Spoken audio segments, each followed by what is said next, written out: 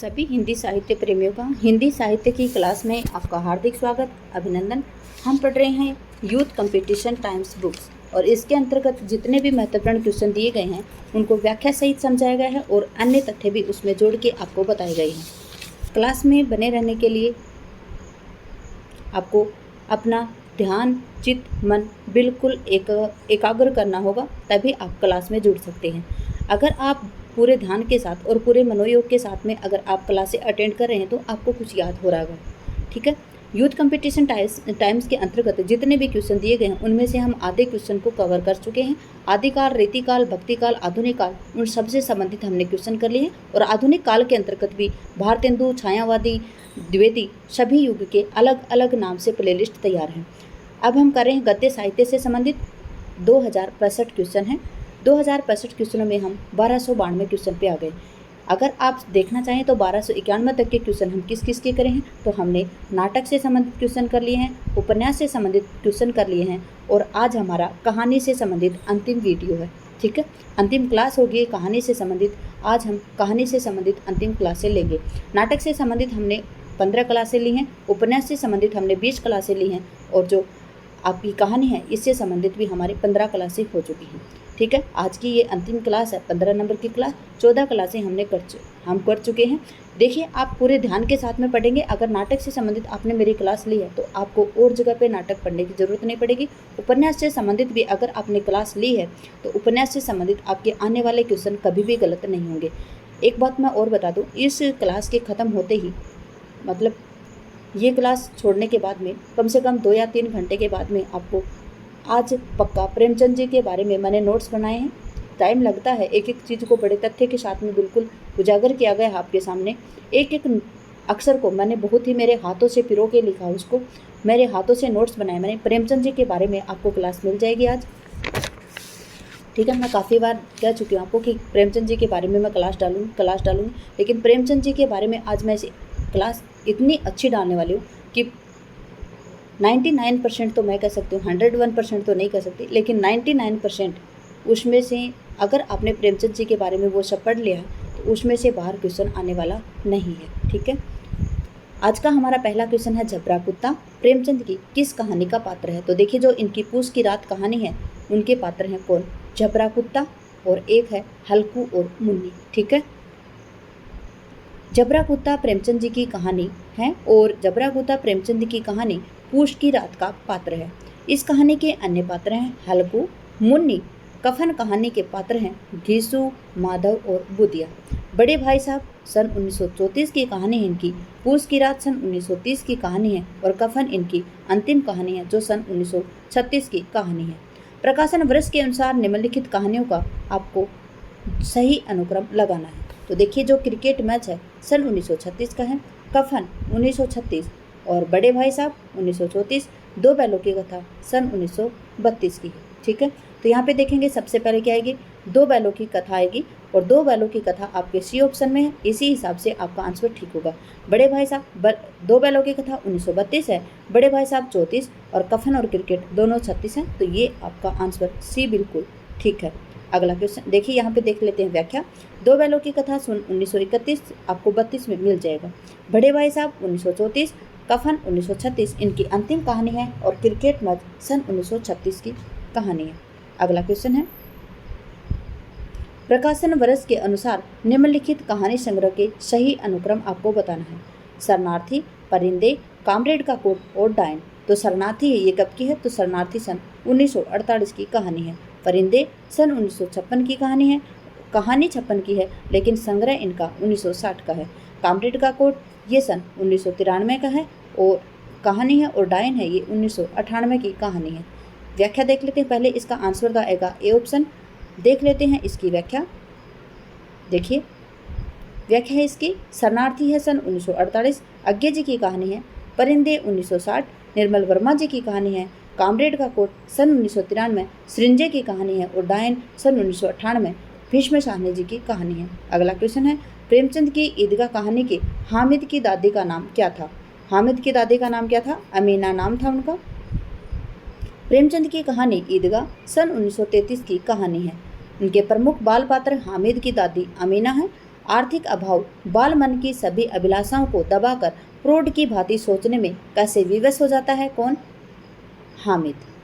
ईदगाह कहानी में हामिद के माध्यम से प्रेमचंद यही संदेश प्रस्तुत करना चाहते हैं। आपको पता ही होगा कि अमीना ने उनको 3 रुपए दिए थे मेला देखने के लिए, लेकिन जो हामिद है उसको अपनी दादी की रोटियां बनाते हुए जो हाथ जलने की जो अंगुलियां जल रही थी वही बात याद रहती है और वो अपनी दादी के लिए चिमटा लेकर आता है। कितने रुपए का? 3 रुपए का। और ये आपके जो हामिद जो ईदगाह कहानी है ये सन आपके जो 1933 में प्रकाशित हुई थी और जो यूजीसी नेट जेआरएफ है उसमें लगी हुई कहानी है। अगला क्वेश्चन है, बड़े भाई साहब के चरित्र के मनोवैज्ञानिक विश्लेषण पर आधारित प्रेमचंद की कौन सी कहानी है? तो आप सभी को पता है बड़े भाई साहब सन 1934 की कहानी है इनकी। और वे क्या है? वे बड़े भाई के चरित्र के मनोवैज्ञानिक विश्लेषणों पर आधारित प्रेमचंद की कहानी है। देख लेते हैं इसकी व्याख्या। बड़े भाई साहब के चरित्र के मनोविश्लेषण पर आधारित प्रेमचंद की कहानी बड़े भाई साहब है। ये कब की है? सन 1934 की कहानी है। इनकी अन्य चर्चित कहानी है ईदगाह 1933, पंच परमेश्वर 1916, बूढ़ी काकी 1920, सदगति 1930 और बड़े घर की बेटी 1910 और पूस की रात 1930 है। प्रेमचंद के द्वारा प्रेमचंद नाम से उनकी पहली कहानी बड़े घर की बेटी सन 1910 में प्रकाशित हुई थी। आप सभी को पता है कि सोचे वतन कहानी इनकी जो कहानी संग्रह 1908 का था उसके ऊपर अंग्रेज सरकार ने रोक लगा दी थी। उसके बाद में इन्होंने प्रेमचंद नाम से लिखना शुरू किया। और प्रेमचंद नाम से अगर आपसे पूछे जाए इनकी पहली कहानी कौन सी है तो बड़े घर की बेटी सन 1910 दिसंबर 1910 में ये जमाना पत्रिका में प्रकाशित हुई थी। प्रेमचंद के तीसरे दौर की कहानियाँ किस श्रेणी में आती हैं? प्रेमचंद की जो तीसरे दौर की कहानी है वो किस दौर में आती है? तो ये कहानी आती है यथार्थवादी कहानी। ठीक है, प्रेमचंद के तीसरे दौर की कहानी किस श्रेणी में आती है? तो यथार्थवादी श्रेणी में आती है। प्रेमचंद के तीसरे दौर की कहानियाँ यथार्थवादी श्रेणी में आती हैं। प्रेमचंद अपने लेखन के प्रारंभिक दौर में आदर्शवादी थे, आदर्शवादी कहानियाँ भी लिखते थे, किंतु बाद में गांधीवादी विचारधारा से होते हुए यथार्थवादी दृष्टिकोण अपना लिए। ठीक है, चंद्रधर शर्मा गुलेरी की कौन सी कहानी को कहानी कला की दृष्टि से उत्कृष्ट माना जाता है? देखिए, चंद्रधर शर्मा गुलेरी की कौन सी कहानी है जो उत्कृष्ट है? तो उसने कहा था कहानी है इनकी बहुत ही उत्कृष्ट है और इसके लिए ये बहुत ही प्रसिद्ध हुए थे। चंद्रधर शर्मा गुलेरी की लिखित कहानी है उसने कहा था सन 1915 की कहानी कला की दृष्टि से उत्कृष्ट माना जाता है।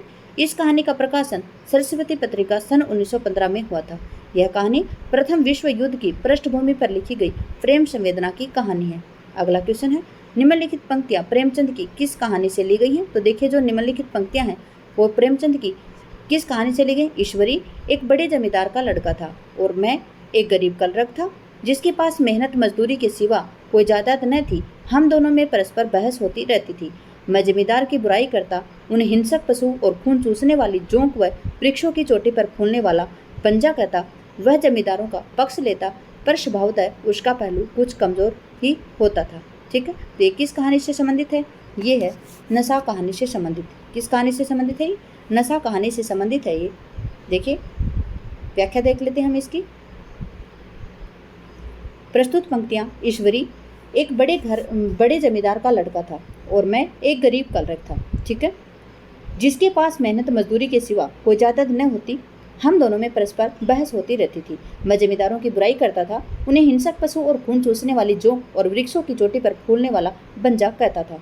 वह जमींदारों का पक्ष लेता, पर स्वभावतः उसका पहलू कुछ कमजोर होता था। ये कहानी किससे संबंधित है? ये कथन, तो ये नशा कहानी, जो नशा कहानी है सन 1934 की कहानी है। और किसकी कहानी है? ये प्रेमचंद जी की कहानी है। अगला क्वेश्चन है, इनमें से कौन सी कहानी प्रेमचंद की नहीं है? आकाशदीप, पूस की रात, घास वाली, गुल्ली डंडा। तो आकाशदीप कहानी है ये प्रेमचंद जी की नहीं है। ये किसकी है? सन 1928 की कहानी है ये। और किसकी है? जयशंकर प्रसाद जी की कहानी है। और यहाँ पे आकाशदीप नाम से एक कहानी संग्रह भी इनका प्रकाशित हुआ था सन 1929 को। पूस की रात सन 1930 की कहानी है और गुल्ली डंडा सन 1933 की कहानी है। ठीक है, आकाशदीप कहानी के प्रेमचंद नहीं है बल्कि जयशंकर प्रसाद जी हैं, जबकि पूस की रात, घास वाली, गुल्ली डंडा तीनों कहानी प्रेमचंद जी की हैं। घिसू और माधव प्रेमचंद की किस कहानी के पात्र हैं? तो देखिए, जो कफन कहानी है सन 1936, इसके पात्र कौन है? घिसू, माधव और एक लेडीज थी वहाँ पे, बुदिया। कौन थी? बुदिया। बुदिया के ही कफन की बात हो रही है यहाँ पे। ठाकुर कोवा सन 1932, पूस की रात सन 1930 प्रेमचंद जी की कहानियाँ हैं। देखिए, घिसू और माधव प्रेमचंद जी की कहानी के पात्र हैं। कफन दलित चेतना पर लिखित यथार्थवादी कहानी है। ठाकुर का कुआं, मंत्र और पूष की रात भी सभी कहानियां प्रेमचंद जी की। यहाँ पे ठाकुर का कुआं सन 1932 और पूष की रात सन 1930 की कहानी है। निम्नलिखित में से कौन सा युग संगत है? आपसे पूछा गया है कि संगत युग कौन सा है, तो देखिए आप बताएंगे जिंदगी और जोक, धर्मवीर भारती। बंद गली का आखिरी मकान, देखिए जिंदगी और जोक है, ये धर्मवीर भारती की है नहीं। जिंदगी और जोक तो किसकी है? अमरकांत जी की है। बंद गली का आखिरी मकान मोहन राकेश, देखिए ये भी नहीं है क्योंकि बंद गली का आखिरी मकान धर्मवीर भारती जी की है। राजा निर्बंश या कमलेश्वर, ये बिल्कुल ठीक है क्योंकि सन 1957 में राजा निर्बंश या कमलेश्वर की कहानी है। इंसान के खंडहर अमरकांत जी की है, ठीक है। सॉरी, इंसान के खंडहर है, ये अमरकांत जी की नहीं है, ये किसकी है? तो ये मोहन राकेश जी की है, ठीक है। देखिए राजा निर्बंशिया किसकी है? सन 1957 कमलेश्वर जी की है। जिंदगी और जोक सन 1958 अमरकांत जी की है। बंद गली का आखिरी मकान 1969 किसकी है? धर्मवीर भारती जी की। और इंसान के खंडहर सन 1950 मोहन राकेश जी की, ठीक है। अगला क्वेश्चन है, कहानी लेखन में निम्नलिखित में से किस तत्व की आवश्यकता नहीं है? कहानी लेखन में निम्नलिखित में से किस तत्व की आवश्यकता नहीं है? तो ये यथासंभव तुक और लय का ध्यान, भाषा शैली और प्रस्तुति की मौलिकता, अनुभव और संवेदना की प्रामाणिकता और वर्णनात्मक और संवाद। तो देखिए जो यथासंभव तुक और लय का ध्यान इसमें नहीं दिया जा सकता है। क्यों? कहानी में जो आपका जो यथासंभव तुक और जो लय का ध्यान है ये कविता में दिया जाता है। किसमें? कविता, या फिर हम लिखते हैं ना पद्य, छंद में दिया जाता है, ठीक है। कहानी एक गद्य विधा है, अतः इसके लेखन में यथासंभव तुक और लय का ध्यान आवश्यक नहीं होता। तुक या लय का ध्यान काव्य में छंद का विषय होता है। निम्नलिखित में से किस कहानी के रचनाकार निर्मल वर्मा है? निर्मल वर्मा की कहानी कौन सी है? तो लंदन की एक रात किसकी कहानी है? निर्मल वर्मा की कहानी है। निर्मल वर्मा की कहानी है लंदन की एक रात। इनकी अन्य कहानियां हैं परिंदे 1956, संग्रह पूछा जाए तो 1960, कव्य और काला पानी 1983 और आपकी जल्दी झाड़ी है ये सन 1965 की कहानी है। उसके बाद में दूधनाथ सिंह की कहानियां हैं सपाट चेहरे वाला आदमी, सुखांत, माई का शोक गीत, नमो अंधकार, कर्म क्षेत्र, कुरुक्षेत्र, निष्कासन, ठीक है। क्या है? धर्मक्षेत्र और कुरुक्षेत्र निष्कासन, सपाट चेहरे वाला आदमी, सुखांत, माई का शोक गीत और नमो अंधकार। उषा प्रियमदा जी की कहानी है वापसी कहानी इनकी काफ़ी इंपॉर्टेंट है, सन 1960 की काफ़ी बार पूछी जाती है। जिंदगी और गुलाब का फूल ये सन 1961 की कहानी है। फिर बसंत आया सन 1961 की कहानी है। कितना बड़ा झूठ ये सन 1972 की कहानी है, ठीक है। कौन कौन सी है? जो वापसी है सन 1960 की है, जिंदगी और गुलाब के फूल 1961, फिर बसंत आया 1961, कितना बड़ा झूठ सन 1972। अगला क्वेश्चन है, शेखर जोशी की कहानी इनमें से कौन सी है? शेखर जोशी की कहानी है कोसी का घटवार। कौन सी है? कोसी का घटवार है शेखर जोशी की। और कब की है? तो सन 1958 की कहानी है। कोसी का घटवार आपके यूजीसी नेट जेआरएफ में लगी हुई कहानी है। कोसी का घटवार शेखर जोशी की सन 1958 की कहानी है। मांस का दरिया 1966 किसका है? कमलेश्वर जी का है। उसके बाद में है जहां लक्ष्मी कैद है, राजेंद्र यादव, सन 1957 की कहानी है। और बंद गली का आखिरी मकान धर्मवीर भारती 1969 की कहानी है, ठीक है। देखिए अगला क्वेश्चन है, निम्नलिखित में से कौन प्रेमचंद की कहानियों के पात्र हैं? क्या पूछा आपसे? जो प्रेमचंद की कहानियां हैं उसके पात्र कौन हैं? तो उसके पात्र लहना सिंह नहीं है। देखिए लहना सिंह आपको पता होगा ये चंद्रधर शर्मा गुलेरी की कहानी है, उसने कहा था, उसके पात्र हैं। पंडित बुद्धराम, ये ठीक है।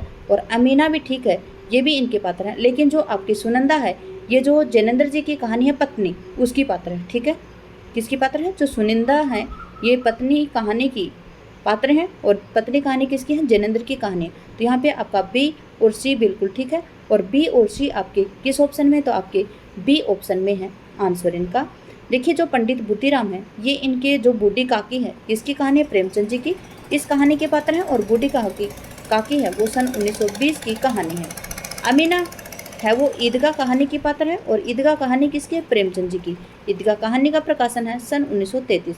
यहाँ पे है आपका लहना सिंह है, उसने कहा था कहानी का पात्र। और ये चंद्रधर शर्मा गुलेरी की सन 1915 की कहानी है। सुनंदा पत्नी कहानी है और ये किसकी है? जैनेंद्र जी की है। जो पत्नी कहानी है ये इसका प्रकाशन नहीं है, ये एक नीलम देश की राजकन्या है, सन 1938 का इनका कहानी संग्रह उसमें प्रकाशित है। एक एक कथन को मैंने बिल्कुल ही एक एक तथ्य को बिल्कुल समझा के बताया, आपको याद रखेंगे आप इसको। जानवी कहानी के लेखक कौन है? तो याद रखेंगे जो जानवी कहानी है ये भी जैनेंद्र कुमार जी की है। जानवी कहानी किसकी है? पत्नी जानवी। ये किसकी कहानियाँ हैं? ये जैनेंद्र जी की कहानियाँ हैं। जैनेंद्र की अन्य प्रमुख कहानियाँ पत्नी है, वो हमने आपको बता दिया। नीलम देश की राजकन्या सन 1938 में प्रकाशित हुई है। पाजेब है 1948, खेल है 1928, फांसी है इनका 1929, एक रात है 1935, नीलम देश की राजकन्या सन 1938, अपना अपना भाग्य इनका जो वातायन कहानी संग्रह है सन 1931 का उसमें प्रकाशित हुआ है। एक कैदी, मास्टर जी और गदर के बाद। शतरंज का खिलाड़ी किसकी रचना है? तो शतरंज का खिलाड़ी सन 1924 में प्रेमचंद जी की कहानी है। किसकी है? प्रेमचंद जी की कहानी है। देखिए, शतरंज के खिलाड़ी प्रेमचंद जी की प्रसिद्ध कहानी है। प्रेमचंद के लगभग 300 कहानियां लिखी हैं, जिनमें से प्रमुख है शोध, जो सन 1915 की कहानी है। पंचपरमेश्वर सन 1916 की कहानी है। बूढ़ी का की 1920, बालक, नमक का दरोगा सन 1914 की है। ठाकुर का कुआं 1932 की है। नशा इनका 1934 की कहानी है। दूध का दाम कजा की उनकी 1920 की कहानी है। कजा की कब की है? कजा की। फिर बड़े भाई साहब 1934 की कहानी है। और बड़े घर की बेटी सन 1910 की है। अलगोजा 1928 की है। पूस की रात 1930 की कहानी है। कफन 1936 की कहानी है। और सदगति 1930 की कहानी है। ठीक है। उषा प्रेमवदा की वापसी किस विधा की रचना है? तो देखिए, वापसी काफ़ी बार पूछा जा चुका है। ये सन 1960 में कहानी रचित है किनकी? उषा प्रेमवदा जी की। उषा प्रेमवदा जी की जो वापसी है वो क्या है? एक कहानी है और सन 1960 में प्रकाशित हुई थी। उषा प्रेमवदा द्वारा लिखित वापसी कहानी विधा की रचना है।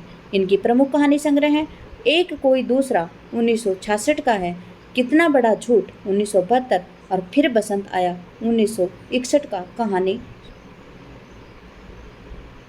सिक्का बदल गया किसकी कहानी है? तो सिक्का बदल गया ये कृष्णा सोबती जी की कहानी है। ये आपकी जो कहानी श्रृंखला है उसकी अंतिम कहानी है। सिक्का बदल गया किसकी कहानी है? तो ये कृष्णा सोबती जी की कहानी है। सिक्का बदल गया कहानी के लेखिका हैं कृष्णा सोबती। इनकी अन्य कहानियाँ बादलों के घेरे में सन 1980 की कहानी है। यहाँ पे आई हैं आपकी शिवानी जी की प्रमुख कहानियाँ। तो ये हैं लाल हवेली, पुष्पहार, अपराधिनी, रत्था, रति विलाप, स्वयं सिद्धा। कौन सी कहानी है शिवानी की? लाल हवेली, पुष्पहार, अपराधिनी, रत्था और रति विलाप, स्वयं सिद्धा। वहाँ पे ममता कालिया जी की प्रमुख कहानी है। छुटकारा इनका 1970 है। मुखौटा इनका 2002 या 2003 मिलेगा। बोलने वाली औरत 1998 और शीट नंबर 6 1976 का कहानी है। ठीक है। ममता कालिया की प्रमुख कहानी छुटकारा 1970, मुखौटा 2002, बोलने वाली औरत 1998 और शीट नंबर 6 1976। अगला है मृदुला गर्ग जी की कहानी। मृदुला गर्ग जी की कहानी है कितनी कैदें 1975, समागम 1996, डेफोडिल जल रहे हैं 1978, ग्लेशियर में 1980, टुकड़ा टुकड़ा आदमी 1976 और मेरे देश की मिट्टी आहा 2001। मृदुला गर्ग जी की कहानियाँ दोबारा से देखेंगे। कितनी कैदें 1975, समागम 1996, डेफोडिल जल रहे हैं 1978, ग्लेशियर 1980, टुकड़ा टुकड़ा आदमी 1976 और मेरे देश की मिट्टी आहा 2001। इसी के साथ में कहानी श्रृंखला को हमें यहीं पे अंत करते हैं। कहानी से संबंधित जितने भी महत्वपूर्ण क्वेश्चन बने थे वो मैंने आपको सब बिल्कुल पढ़ाए हैं। और जो मेरे से अलग से कुछ तथ्य मिले हैं मुझे, वो जितने भी फैक्ट मिले हैं मैंने आपको बताया है। मैं मेरा पूरा देने की कोशिश करती हूँ। अगर उसी में भी कोई कमी रह जाती है तो आप कमेंट बॉक्स के माध्यम से मुझे बता सकते हैं कि मुझे क्या सुधार करना चाहिए। क्लास में बने रहने के लिए आपका धन्यवाद। आपका दिन शुभ रहे। जय हिंद, जय भारत, जय जवान, जय किसान।